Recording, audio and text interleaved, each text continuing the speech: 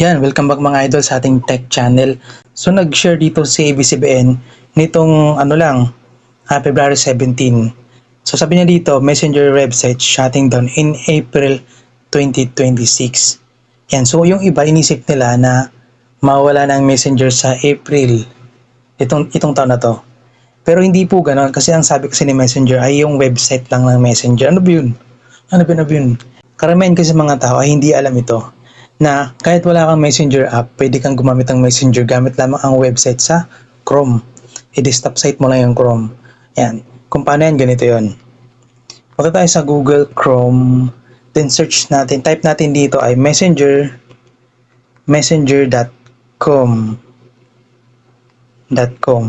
Yan. Sa April nitong taon, mawawala na. Yan. Paano yan? Yung mga gumagamit ng mga laptop na walang app ng Messenger, paano na sila magko-continuous na may pag-chat gamit lang ang Messenger na ginagamit nga nila sa web kung tatanggalin na bigla ni Meta. Yan. So sabi dito ni Meta, yung mga gumagamit ng messenger.com, ide-direct na lang daw nila sa www.facebook.com/messages. Messages hindi messenger. So yan. So dito muna tayo sa messenger.com. So open natin yung messenger.com na to. Yan, so dito nakapasok na tayo sa Messenger na naka-web base. Yan, naka-website base. So yan, dito pwede ka rin tumawag dito kahit wala kang Messenger app. Kaya lang, hindi nga lang siya ganun ka-smooth gamitin. Kumbaga, mas okay pa rin yung application ng Messenger. Yan.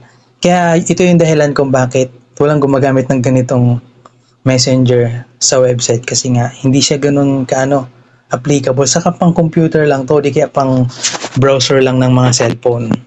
Yan, kaya siguro tatanggalin na nila. Yan, yung sinasabi naman ni Meta na ida-direct na lang yung Messenger sa www.facebook.com/messages. Ganito yan.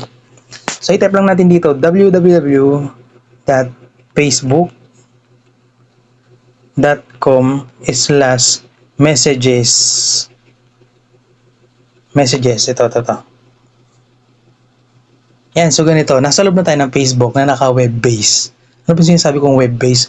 Naka-website base. Naka-website po siya. Yan, so parang ganoon lang din. Pero pinagkaiba nga lang dito, may Facebook na to. Yan.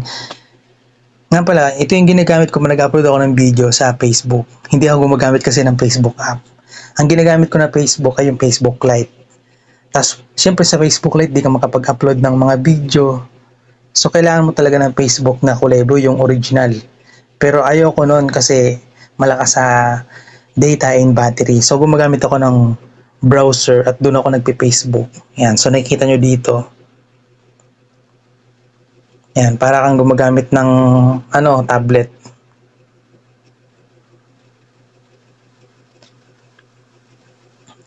So, yan.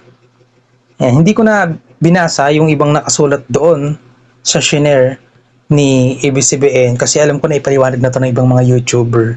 So ginawa ko na lang ay pinaliwanag ko na lang siya based sa style ko ng pagbablog ko. So yun lang. Yun lang, this is Mark. See you on my next video. Peace.